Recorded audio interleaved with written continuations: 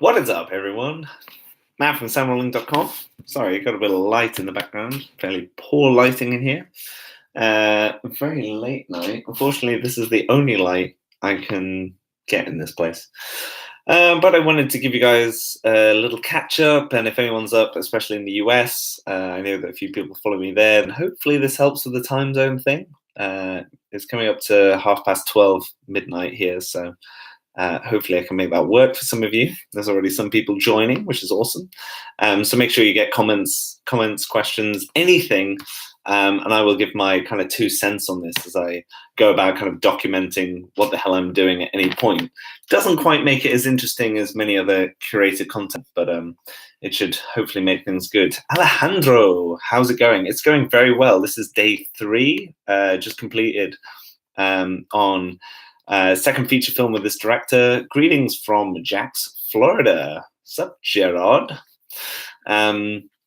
Yeah, so it's going quite well so far. Very tricky. So a couple of things that the hardest point about this film called G-Lock is we've got a 360 rig. So what that means is we're shooting anamorphic lenses in quite a lot of tight sets, but it means the camera can actually spin pretty much 360, if not like 270. So a lot of the times we've been doing at least a 180, but obviously with anamorphic lenses, it's nice because we're shooting on anamorphic is great. Things like Interstellar, stuff like that, you get really nice headroom, but you get that nice width. But when you're doing 360, that means that obviously you get more on the sides, and so that's more to essentially go around. So that's been a bit tricky so far. But we've managed to deal with it with coverage. And again, I think I've covered this on previous videos before, I'm sure, but so there's a couple of types of directors. One is directors that are really good with actors, one that are really good technical directors, and then the sweet spot is somewhere in between.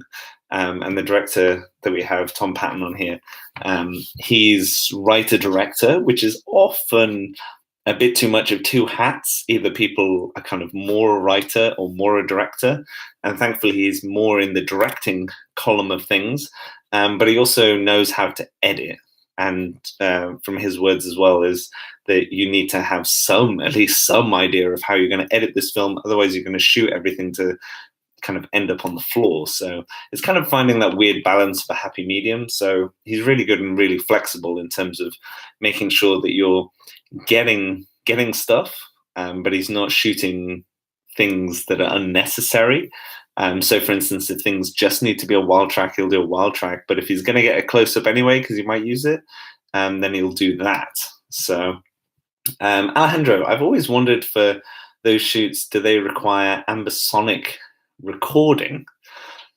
No, I don't think so. Mainly what we're looking for on these kind of feature films, especially at this budget level, I'm definitely not doing anything kind of Hollywood-esque, but still super high quality in terms of the amount of time that's spent in post-production, and that can go surprisingly far in terms of that time. There's always this thing of like this money, it's kind of a triangle, and I kind of forget the kind of 3 points of it, but basically if you can only have 2, then it's best to basically have at least quality is 1, and money and time. And so if you can't have money, then if you have time, you can still achieve quality. And ironically, if you have too much money and too much time, you actually end up with a worse product, which I can kind of get, because there's so many different camera angles you can do. There's so many different ways you can say a line, so you can get bogged down in that. So ambisonics, no. Possibly if they did post-production. This is a film that kind of takes place in space. G-Lock refers to kind of ultimate gravity of a ship going around a planet, and so it's all kind of a build-up towards that. So yeah, but it's really nice having a director that has a definite vision that you can kind of go for and work with, but is very happy to be flexible if things aren't working. And so it isn't this kind of make or break thing with basically everything that's happening. So a lot of shots are very hard. We have this whole corridor scene that's actually outside. It's built and kind of padded to a certain degree, but obviously there's ends of it that are open, and it's an exterior set build. So even though the corridor is obviously inside, each of the ends is actually open, and it's covered in tarpaulin, which is like a kind of plastic to keep it dry. And so at the moment, unfortunately, we have this thing called Hurricane Gareth, I believe, or Jeremy, or some generic name for basically 80-mile-an-hour winds. So what's that, like 100? I don't know, over 100 kilometers an hour winds. So that is making it very tricky, especially when you add rain into the situation. So it's definitely a lot of coverage of close up. It's getting very tricky to radio mic just because they're wearing boiler suits, but they're also wearing t-shirts. And so with some of the actors that are obviously not as hairy, which is generally the female kind, then yeah, with the male variety, it's getting a bit more tricky to kind of get those right radio mics when there's a lot of action going on. Because even if it's in the center of the chest, you're trying lots of different things, bumblebee things, and it's just not sticking out. Might have to crack out the DPA 6060s. We've got one of those to test. So definitely one of the actors is giving us a bit of an issue, but I'm generally always very keen to focus on boom. In terms of getting that sweet spot. I just think I really love that kind of full natural sound in the environment, and especially when they've taken the time to kind of pad out and make sure that the environment is acoustically as nice as it can be, i.e. a corridor that is built in an outside set with covered in tarpaulin. You can get away a little bit with sound design. And this is where it also comes into play with working a lot with DIT. We have a really good DIT person who's cutting basically assembly edits for basically each day that we kind of do. So every scene is kind of mocked up. And it's really nice to kind of get into that vibe of watching dailies. And so from that, you can build where things are going to go. So how I like to think of things is obviously we start with the wides and then we go close, close, close. So not quite like TV all the time in terms of exactly the same shots, but for a lot of key critical dialogue, it's at least covered in a close-up because there's a lot of emotion, and that is the classic way to go. So this is cool. So Gerard, dig it. Thanks for all you do for the craft. Agree with your boom theory. Yeah, there's a lot of people that do it either way. I'm definitely not. I've interviewed some people that just do boom and they don't wire unless they have to. I think it's good to get into the practice of wiring. Although I kind of have this thing that so for instance, on this film, I just have a boom operator. I did have the chance to have an assistant, but I thought because they came basically recommended as a student, it becomes a bit of a thing of I didn't know how crazy this film was going to get. And so I didn't, this is always the problem about training on the job. A lot of people get in contact with me about shadowing me, about working with me. And number one, it's the thing of like, will the client be happy with that? Do they understand how that all works? Number two, it can be a budget thing. Do I have to pay for this person to eat? Like, how does that all work? And number three, are they going to slow you down? Because sound, especially location sound, is very binary. And so the whole point is you either get good sound or it's ADR, especially in this scenario. So we've definitely had a very, very tricky situations, but managed to get out of everything so far. Looking at dailies, it's definitely workable. We have the benefit of it being in a spaceship. And so that means a lot of hums. And so shooting outside in hurricane weather with tarpaulin over slightly soundproofed studios is a perk for sure. And so it's just trying to factor in what that level difference needs to be in your VU/peak meter between background sound and the actual level of the dialogue. Because then you can compress and expand at the same time the dialogue with C4. I'm getting tired because I've got to get up in like 6 hours. So yeah, but if any of you guys have any questions about anything, get in the comments. I mean, Alejandro how's it going? Let me know.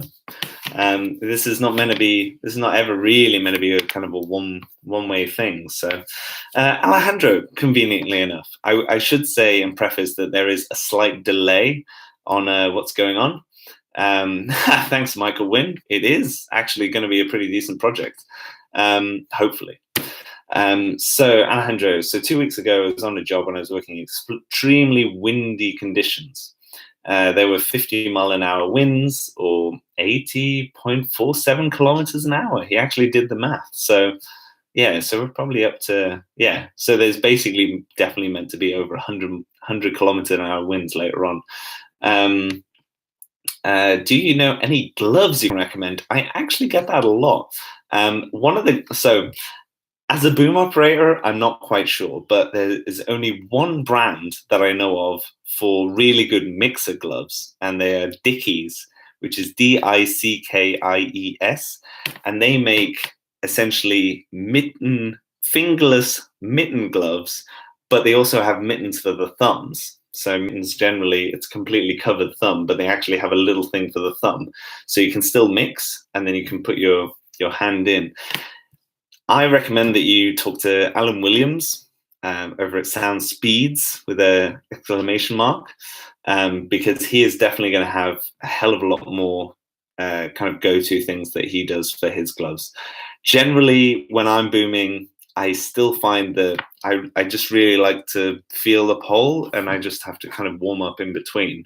But again, that's just because I haven't had enough time trying. It's almost like when you try headphones and you try your first set of headphones and you kind of get really used to them, and then someone recommends some, and then you're like, oh my God, how was I listening to this? So definitely check out Alan Williams for that. And I'm sure Michael Wynn actually will have loads of recommendations from his boom ups as well. So in terms of me personally, just for mixing, then it's those Dickies kind of mittens with a fingerless thumb, which is quite nice. Oh, sorry, I hit that as well. So let me know about anything else. I'm also still trying to set up a project where you guys can just message me and I can automatically get back to you in terms of camera setups for Arri Alexas and things like that. So I'll actually put that in the chat right now. What you can do, and if you put in this URL, which I've just added in, which is m.me/sound rolling, then you should be able to message me like hi, and it should come up with a like automated message. And then if you type in like Arri Alexa or Arri Mirror or Arri Alexa Mini or Red Camera, I'm getting through the Red camera still at the moment, but then hopefully that should automatically lead you through either the timecode options, the audio options, or the fan settings for each of those cameras. And so rather than, because traditionally I had an app and the app was great, but it was costing a lot of money. I didn't want to charge for it. And so I basically found this way, which is slightly less expensive, and it's kind of more immediate. So it kind of responds to whatever you enter into it. So if you click on that, you open up to my Facebook page, which is Facebook.com/sound rolling. Then you should be able to type in Arri Alexa, and it'll definitely take you through that with kind of pictures and menus and how to do it and what I recommend personally. And obviously you guys give me feedback, tell me if it's shit, basically, and I'll be able to change accordingly depending on the scenario, because I can only go on my own opinion so far. So hopefully that works out as well. But how's it all going with you guys? I know that everyone is kind of intermittently joining and leaving, but do ask questions on the side, or just tell me what you've been doing, or any problems. I mean, we can celebrate as well. I love to say that I'm trying to just give my opinion on issues, and I kind of feel a lot of the time people are always talking about what's wrong with sound, but it's quite nice to obviously celebrate it as well. Using a few different things on this, I still think, and I'm loving at the moment, my timecode. So timecode, still using the timecode systems Wave with the UltraSync ones. I think that's still hands down the best product. It's so good that it automatically updates time code all the time. So my wave can be the master. I'm feeding my 688 as the external external TC link, and it just keeps going. It internally battery charged as well. So yeah. Wait, are you saying there's an eliminating fan off a red camera? Alejandro, yes. What you want to do, I may as well cover it right now, is you want to go into adaptive record preview mode. And what that does is essentially it makes it as quiet as possible unless it's a very, very long take. And so it's always going to hit that target temperature. And so as soon as it starts to go above that target temperature, it's going to adjust.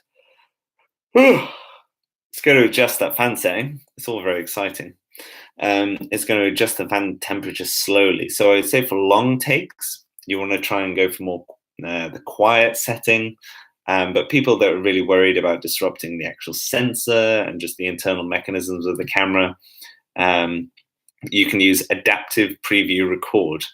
And what that means is that it will keep it as quiet as possible for as long as it can, and then slowly introduce the fan noise to obviously compensate and keep the chip at the optimum temperature for processing. So this is a give and take depending on your situation. Generally for me, takes on over like 2-3 minutes. But if they're longer than that, then there's definitely the quiet setting that you can use. You can also defaultly, if you were choosing the quiet setting, to choose to have the fans on full when it is not recording. And so the idea is that you super cool it down, and then when it's on quiet and on the lower setting, you have a bit of leeway. But effectively, it's probably going to end up being similar to the adaptive preview record. The reason I did the red cameras on the kind of chatbot thing is that there's a lot of different backs for the cameras. There's now 2 kind of main camera groups, which is the DMS or the DSMC series. So there's the 1 and the 2.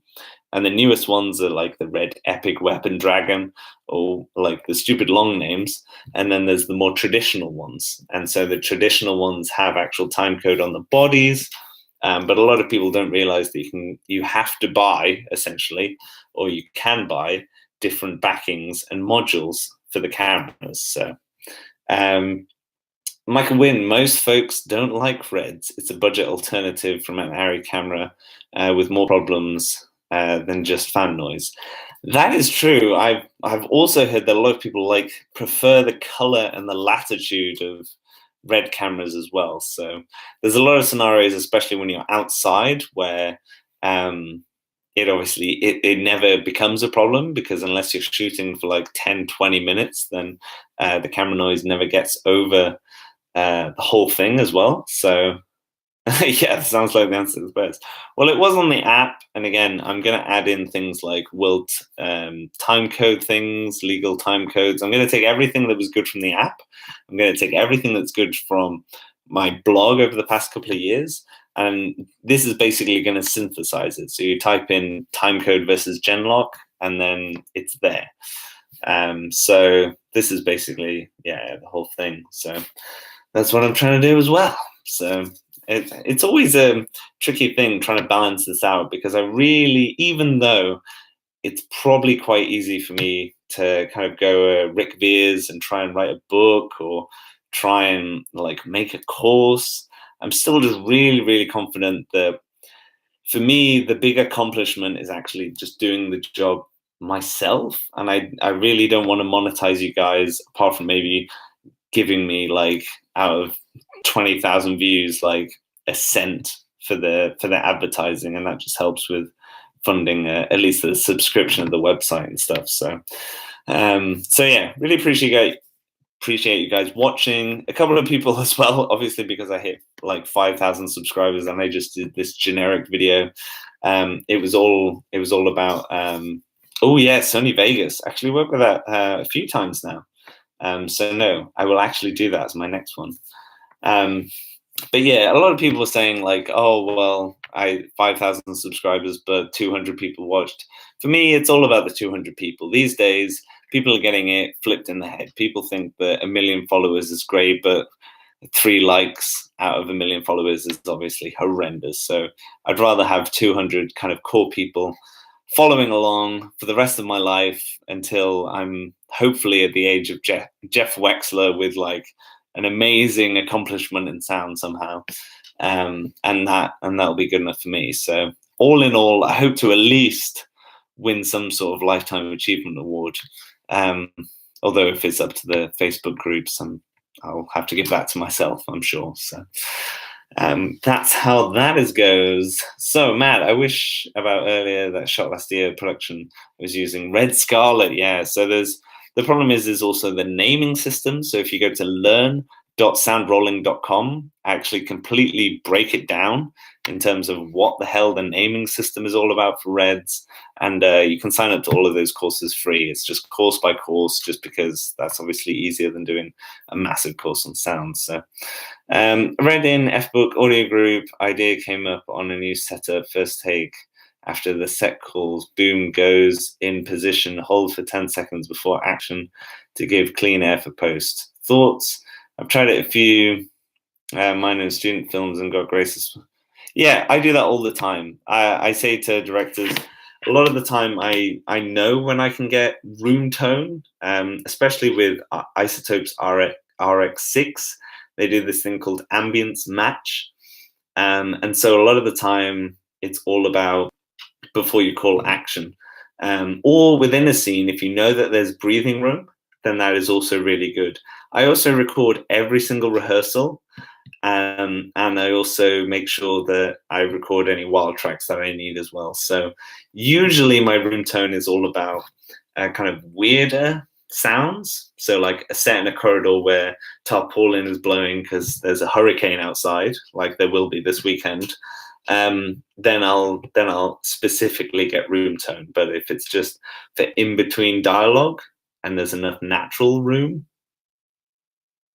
like that, then that is enough time to be able to essentially print room tone for as long as I want. So, and I've done a video on that before. If you search on YouTube room tone hacks, I basically explain that whole thing as well. So I've been doing that for a while.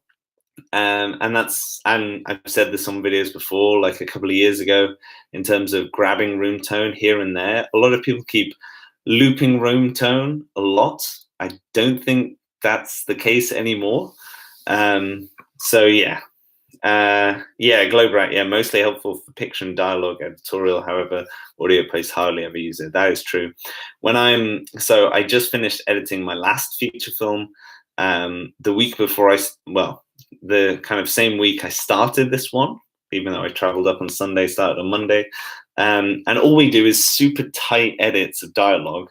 So as soon as someone's speaking, you try and get it in, and then all you're doing is then filling it up. So you generally don't want to try and fill the center speaker so much, but you want to kind of balance it out with those side speakers. So in the cinema, you have everything down the middle that's dialogue, and then that side you're kind of filling in, and you don't want it to be too much. So J Boo, what is up, Matt? Not much. I am just chatting online. So dialogue, it can be a very useful thing, but I would say only if it's for a super noisy environment, for an environment that is changing enough that you couldn't nail down a continuous room tone. And the whole point of why having room tone at the start or at the end of a video or a take is useful is because the room tone is ever changing, and so then you can get it throughout the day. This classic thing of you shoot a whole day and then at the end of the day you get room tone. I don't think it works unless you're on a sound stage, and so, well, who cares? It's quite easy to get. Dialogue editors I know, the best ones I know actually come from radio, because they're super critical about how that whole thing kind of works, because obviously they're just obsessed about voice and don't even care about the picture. They really care about having room tone just to fill things in a little bit, just to give those fades a little bit when people are moving, stuff like that. So And it's obviously better for when there's boom mics as opposed to radio mics, because radio mics are more isolated. But for instance, if two people are facing or like standing in a kitchen, one is facing towards a fridge, one is facing away from a fridge, then maybe you need a bit of fridge sound just to balance out the sound so people don't perceptually kind of pick it out as something has changed, but they don't know why. So yeah. Yeah, I did that a few years ago. Lots of success with that. But for me personally, unless it is something weird, I can actually dig it out before people say, and action. So yeah. Any other notes? Let me know. Otherwise, why not give me a thumbs up? Metrics, that whole thing. Never know. No one's ever going to watch 25 minutes of this video. So actually, I managed to get more out of this than most other people watching this video, which is what a lot of people don't realize. A lot of people traditionally, I would have said, and thankfully more and more people like Michael Wynn, Alan Williams, like fucking everyone who's coming out as an actual true audio professional. Jeff Wexler is obviously the king of that, and everyone else on that JW Sound, but thanks, Globra. But obviously, I just want to pick up on this because this seems like a mind fuck for everyone, that everyone should be closed off because everyone's going to be stealing your job and blah, blah, blah, blah, blah. But that is only if you're a commodity. And when you're a commodity, then yeah, if you're the rice picker and you're trying to be the best rice picker, well, there's no point being the best rice picker because you just need rice pickers to be cheap. So thankfully, sound and things like that is good. And I've been very, very thankful that lots of people have given me loads of compliments just on this film alone, because they actually did 2 other feature films. This is the least funded one in terms of art design, things like that. And still we've actually made it look better than the other ones. And it's just because the core department is actually bringing their A game. And it's not about the fan. Like, this is another tricky argument as well. I have managed to not spend any money, give or take, in terms of big purchases on gear in the last year. That has been very tricky in terms of I really, really wanted to. But actually, it's been a very, very interesting lesson that I wouldn't necessarily advise for everyone, but I just want to reflect on my own and just have it on the record that taking a year off from gear, and I already knew beforehand that I wanted to change my wireless, but not jump into it right away because I still think that there's things coming. And I think it's been a good thing. I think slowly we get caught up in the rat race of more gear and more things, and that you can quickly kind of race to 90% of perfection. And then the last kind of 10% just end up costing you multiples, depending on how much you go up. Obviously, things like Michael Wynn's level, you should definitely be doing that in terms of Alan Williams, like bring your fucking A game, of course, for like Fast and Furious and all the other amazing films that those guys have done. But for me, still sitting at this kind of sweet, kind of indie budget level where it's paid decently for what the actual project is, but it's not paid amazingly compared to all of those projects. I think it's been a really interesting lesson to be able to just take a step back. I've also been doing other things because of I'm starting a family and all sorts of crazy shit is going to hit the fan when I figure out what the fuck's going on with that.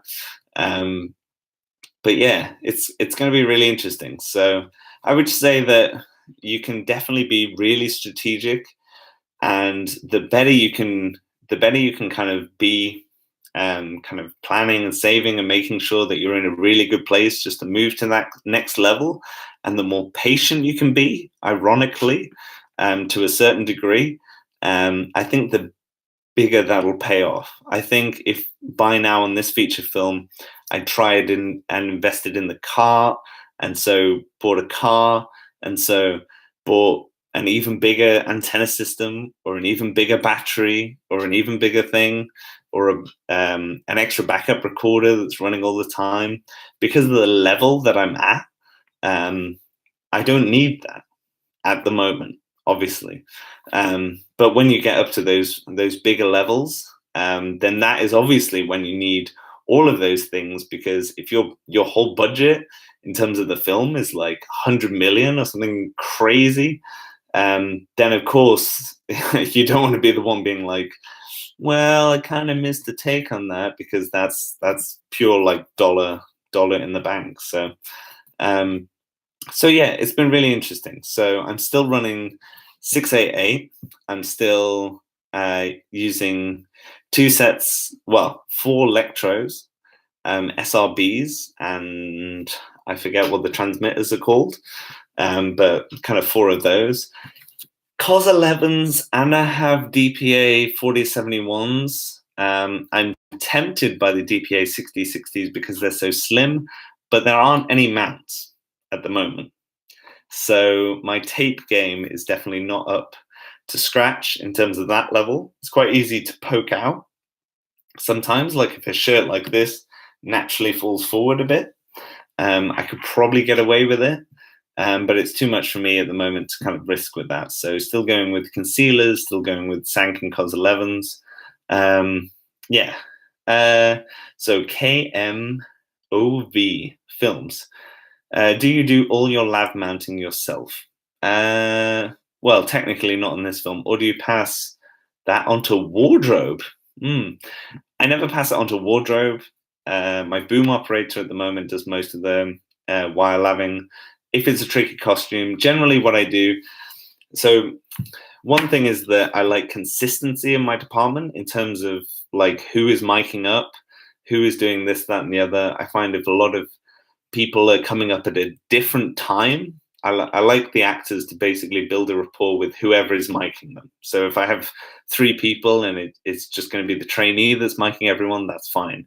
If it's just going to be me because the other people are going to be better at managing the floor and all the boom operating shots are super complicated, then I'd rather it be me.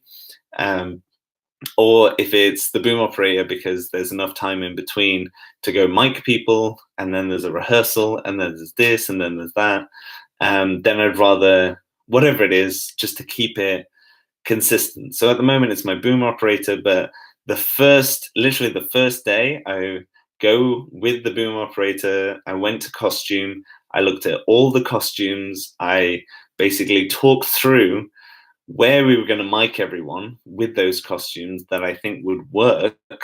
And so then it becomes a bit of a process of hit and miss depending on what they're doing. Sometimes it's great, and if they're standing up straight and the mic is like hanging over a bit and it sounds really great, then that's good. Other times, if it's action scenes and all sorts of crazy shit, then I'm relying on the boom and I'm not so worried about lavs.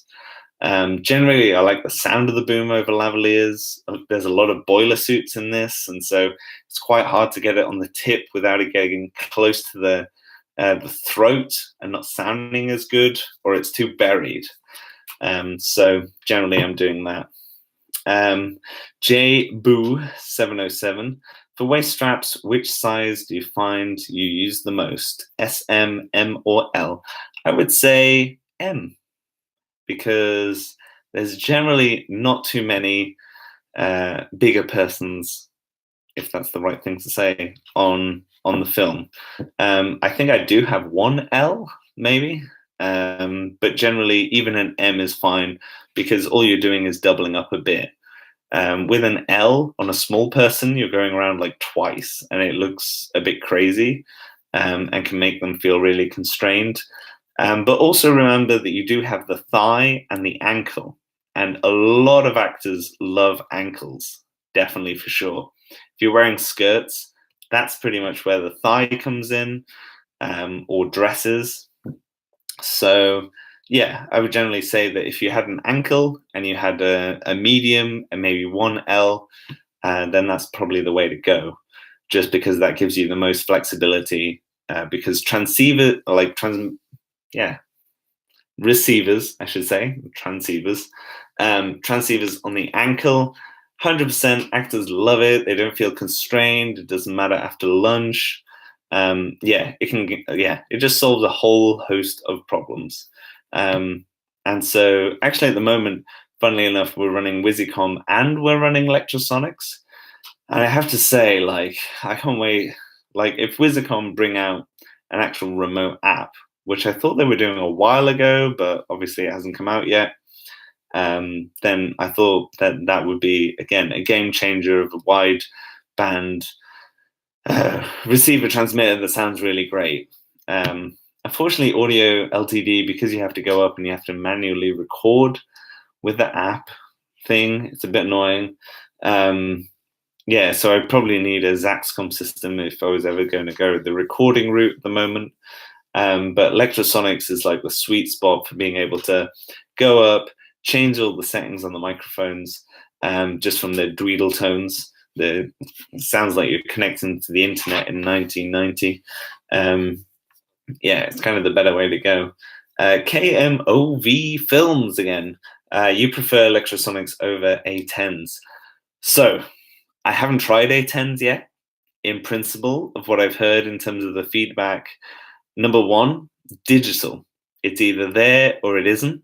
And so that is why it's super useful that it has inbuilt recording with timecode, because then you can just be like, oh, fuck, I missed it, but my gain setting is really good on my transmitter, so I can just let it run.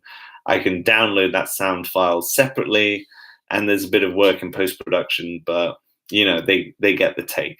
So then Lectrosonics, you have hybrid, so things start to go out of range. And so you get that kind of bonus of analog. It would be nice if I had the SRC series, just because you could either make it a recorder or you could make it a transmitter. Sorry, we're like 1:10 now in the morning. So yeah, I've only ever, my biggest upgrade from G3s was Lectrosonics. So that's obviously why I know Lectrosonics the best. And so it is just hearsay and kind of what people have told me about their systems from A10s that, yeah, make me think that the jump wouldn't be as great as it's kind of sold as at the moment. On the other hand, yeah, I can't even record on mine at the moment, but I'm always trying to get closer with stuff. A10, I think, however, as a kind of device for wireless boom, makes me very, very keen, just for the fact that obviously that inbuilt recorder for a boom is you never want the boom to go. Really, like the boom cutting out for me is like end all. So on these close sets, it's fine to have wireless boom. It makes a lot of sense because we're walking around a lot and there's loads of shit in the way. And so obviously, yeah, having cables all over the set would be literally like insane. I would have to be basically behind the boom op. So yeah, it's just not practical, because I want to be away from the set as well. And this is the hard thing about having that set outside with all the tarpaulin, because I have to be inside. And so I'm hearing all this tarpaulin, but then when I play it back, it's really not as bad as I thought it was. It's just because there's this basically flappy plastic bag next to me by the sounds of it. So A10s in terms of Lectrosonics, super sold in terms of it as a boom, because I would love to just record it all the time. So I know that even if the boom op like fucking runs down a corridor and up 3 flights of stairs and does their job, then that's fine. But in terms of wireless, may as well get SRCs, because I can make it a recorder or I can make it a transmitter. So that's obviously versus a Zaxcom system as well. So let's see, Rufus, how are you doing, sir? Do you usually run with waist, thigh, ankle straps as standard, or sometimes just use a belt clip? Funnily enough, I have all of those options. So that's the long and the short of it. There is no real excuse for at least buying one of all of those things. And so if you have to make things work with something else, for instance, you can use a thigh strap around an ankle or a waist strap around an ankle, but you can't use an ankle strap around a waist. So if you're thinking about it purely from a budget point of view, get a load of waist straps, because a waist strap can wrap around an ankle, or it can wrap around a thigh. And then a belt clip usually comes with your wireless. So that's the kind of best way to do that. So Mark Owen. So it is 12:10 midday in Australia. Wow, g'day, mate. Is it a Thursday there? Or yeah, you're ahead, aren't you? Yeah. 11 hours. Wow. Okay, and so yeah, good day, of course. Thank you for joining.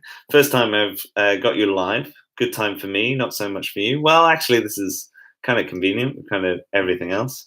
And Globe Rat is also in Oz, so good day as well. So yeah, that's a great feature. Okay, so KMOV Films again. Maybe a silly question. Do you ever use noise cancelling cans for monitoring on set? I don't think it's a silly question. I think the logic is completely sound. It is a weird thing, is kind of the short of it. So I don't, and I don't because I haven't. But it's to get rid of noise, not to distract from monitoring. That is true, but there's a lot of times where it is useful to be able to figure out what is going offset, as opposed to onset. And also, I wonder if people haven't been adopting it as much because it's basically trying to cancel the outside. And so if you had a situation where you were close to actors that were speaking outside of you, whether it would cancel it inside. It's a bit of a mind fuck. I haven't really thought about it. So yeah, the answer is basically no, I haven't used noise cancelling headphones, purely for the fact that yeah, I just haven't thought about it. I kind of like listening to the outside as well, weirdly. It seems really, really strange. I do a lot of playback on mine. I'm not afraid to playback. So Kyle, what did you miss? You missed 42 minutes of amazing stuff, obviously. No, answer, ask away, basically. We're just talking about noise cancelling headphones. So I don't at the moment. A couple of directors do, but that probably helps them better just focus on what's actually going on. But never personally tried, so never got Beats, never got Bose or anything like that yet.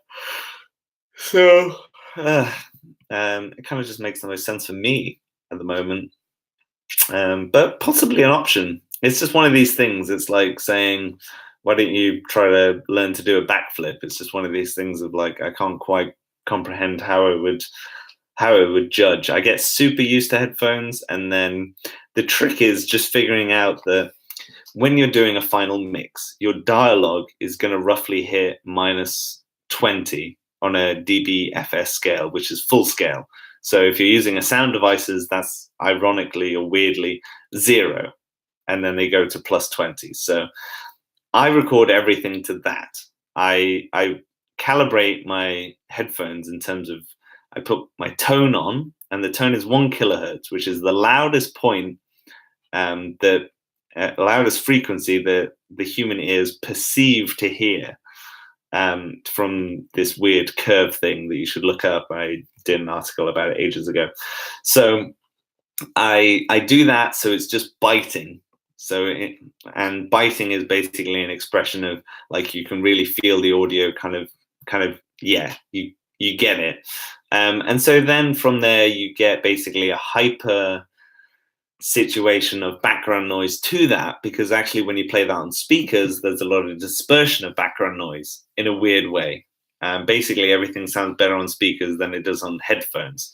And that's probably why a lot of dialogue editors either monitor or do their fixes on really, really sharp monitors or headphones, because they are brutal. And so then I'm constantly trying to judge on, what am I hearing in the background noise? What am I hearing from the actual set? What am I hearing going on, because it's bleeding through from the actual room? So there's a lot going on in the background in terms of figuring out what is what is going to be acceptable for this take. There's obviously a lot of situations where it's super easy. A take like this, for instance, the boom is just up from there, and so I sound on point, I sound brilliant, and or even under here. And so with the bass of my voice, even if there's tarpaulin raging outside, there's enough kind of signal to noise ratio that it nails me. So, or nails it. So yeah, you need to get some good in ears. Yeah, I've heard about that as well. But again, if you have over the ear, you're getting more of a speaker effect, I feel. So for me personally, in ears, they sidetrack from the actual pinna, which I believe is the outside of your ear, and how that is accepting the sound. So in ear is just firing it straight into the ear canal. And so I believe that would lead you to have generally higher levels of input to try and override the exterior. And so, yeah, I'm trying to basically save my hearing as well as judge what it would sound like on a speaker, but while having this right signal to noise ratio of the actual recording itself. So I'm aiming for my dialogue always to be around -20. Again, you can give or take depending on if they're shouting or they're super quiet. But yeah, so I try to find the right biting point, but I don't try and overexert my ears if I'm doing 11 hours a day, 6 days a week, basically. So yeah, in ears technically, very, very good. But then is those in ears are essentially possibly going to give me more fatigue. So yeah, that's why I do that. So, Carl, I still haven't found any in ears that fit and stay in my ears. You can actually get customized ones. You may as well look up for that. Your ears only grow over time, so that shouldn't actually cost you too much in the long run. Globrat, my IEMs actually have a -26 dB isolation. I think for IEMs that makes a lot of sense, but for mixing, I like to kind of have the full effect straight in there. Except like today, we're recording SFX of gunshots ricocheting off, and so I turn my headphones off. I put my fingers in my ears, and then I listen back and kind of guess what is going to go on. And they can always beef it up anyway in post. So Carl, hi. Yeah, high winds, I can see them helping, but never really had an issue even with 50 plus winds. Yeah, the only issue I'm having at the moment is that there's lots of tarpaulin, which is kind of that plastic waterproof stuff that's on the outside of this wooden build set. For obvious reasons, that rattles a lot in 50-mile-an-hour winds. So I'm a bit fucked, but it's going all right for now. So I'm reading this in reverse order, so bear with me. KMOV films again. I used them a bunch on a feature last year with heavy winds. It helped at times. Heavy winds. So this is why you were using the noise cancelling headphones. I believe that is true. And ideally, I would be in a nice, cushy other room with a nice kind of antenna distribution that went far enough. But I also like to be close to the action just in case I can help my room operator figure out what's going on at the best place, or even being a second boom. I'm not shy to get in on a pole.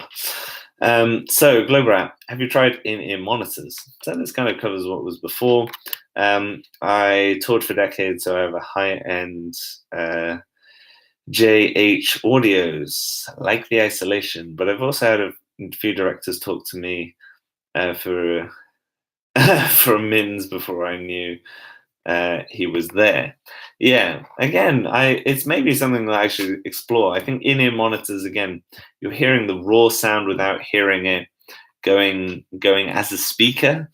So I kind of like that vibe because that actually takes a lot off, and so I think it also takes a lot of pressure off you because you realize the difference between something firing straight into your ear canal as opposed to being listened to and kind of dispersing, which is how most of the audience generally, if you're going for a feature length cinema release film, would kind of do. So this is kind of my weird logic at the moment. Again, maybe it's fucked up.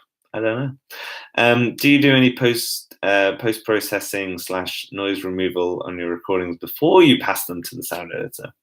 The only times I do that are technically when I use the Super CMIT, and that is because it has built-in noise cancellation, but it gives me the unprocessed track. So then the sound editor has the unprocessed track, which is slightly noisier than a CMIT 5U, but then you get the super clean version, or the cleaner version, I should say, depending on what preset you use, for the other one. So that is technically the only time I do that. There's a lot of times where I will take audio rushes and I will show a director or anyone who really wants to listen or think there's a big problem with something, that something can be solved. And so I will generally say, this can be solved, and I will show you after the take. And then I do it, and then they believe me. So that's always really good. So Carl Sterling, I've put funny pads on me to help with outside stuff without killing everything in high wind sets.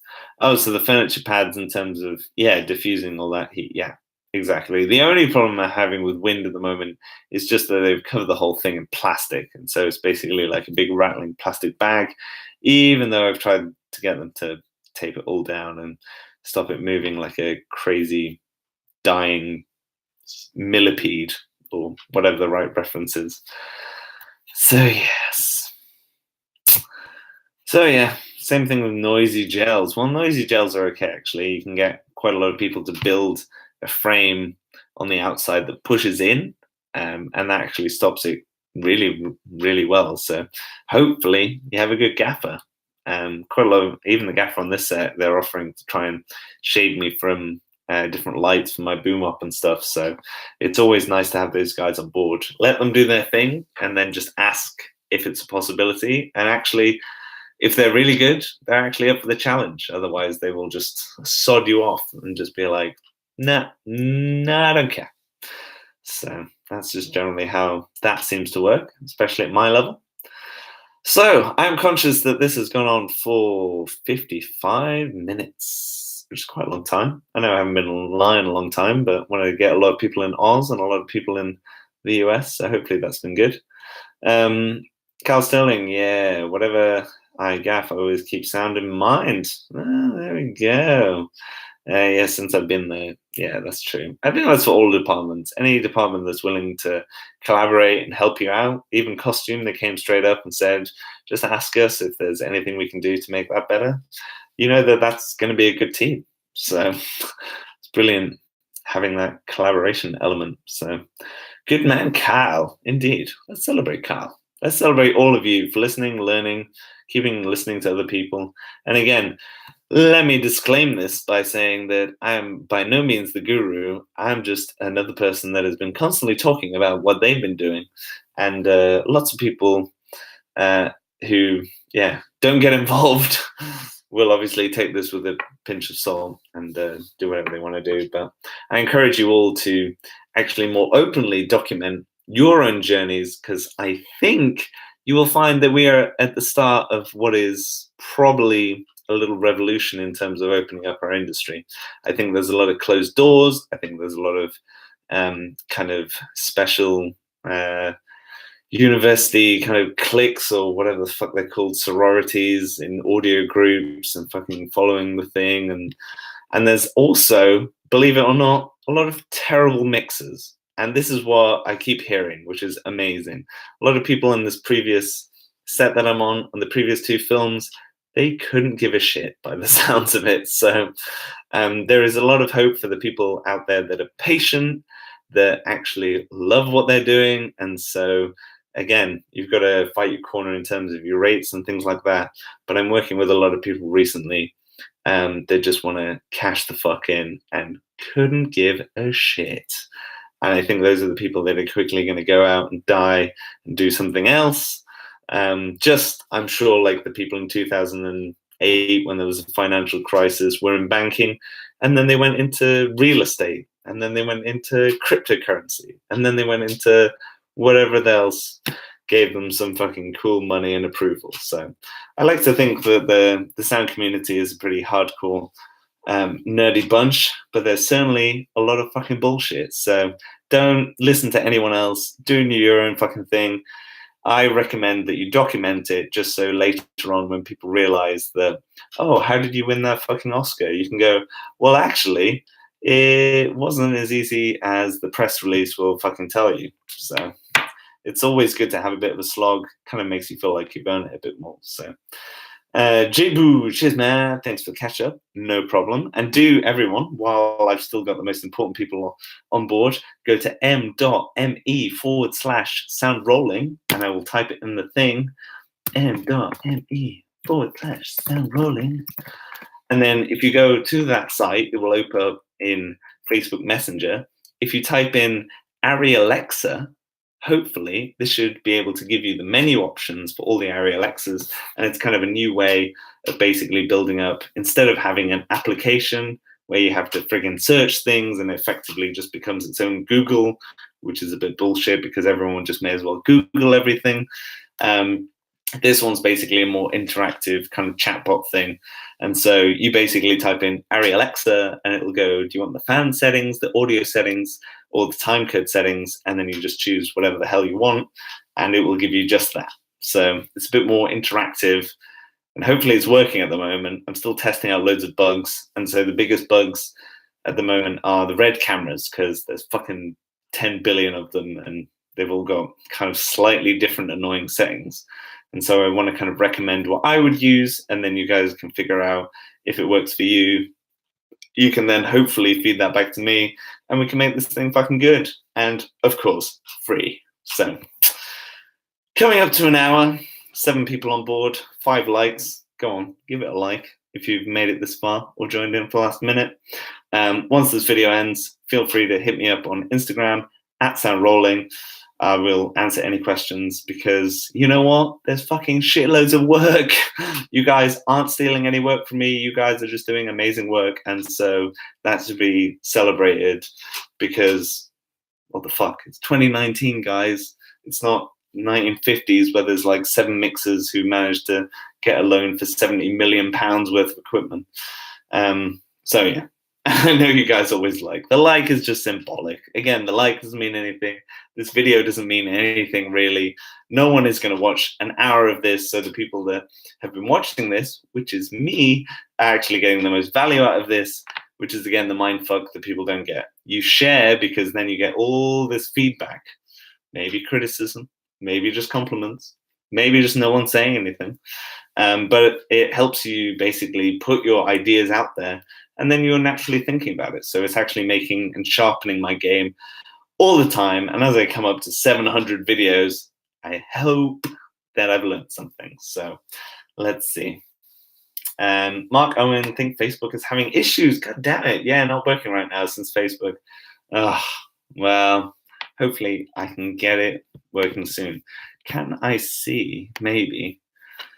So let me figure out. See if I can post you a link just for the Arri Alexa one, if it works. It's problem with coding all of this stuff. Refer a link. Okay, wait a minute. Why don't you guys, if I can figure out which tab, oh, there we go. Why don't you try this link? If you try this link, hopefully it should open up with Arri Alexa. If not, I'll open it as well and see if it works, actually. Oh, sorry, something went wrong. Facebook is blowing out. Anyway, save that in your anywhere, basically. And that's the one for the Arri Alexa one. Otherwise, I will send you the one for just the... There we go. Click to message. Yeah. Okay. Otherwise, if you want to just start the whole chatbot in general and just ask questions with this last link. Early phase.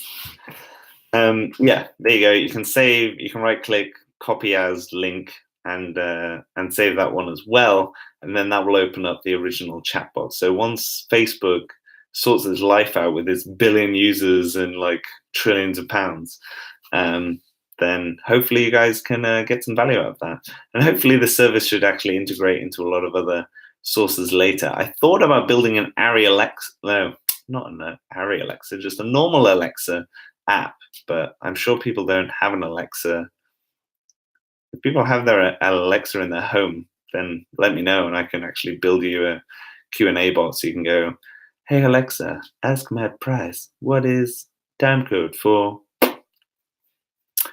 We'll see what happens. So a lot of people peeling off. Obviously, I'm peeling off as well. Been an hour. It's fucking super late. Failed to sign in, so we'll just keep the tab open. Yeah, fair enough. Facebook, man. Make so much money and then make a bad product, even though it's free, even though it's not, because they're stealing all our data.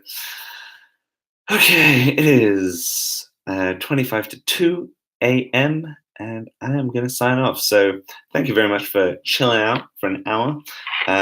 Given that I'm on a feature film and I'm away, I'll probably be back on tomorrow, I guess. Why not try and make this a daily thing? It's either going to be a live session every day, give or take, apart from maybe Sunday, or I'm going to try and make a video every day.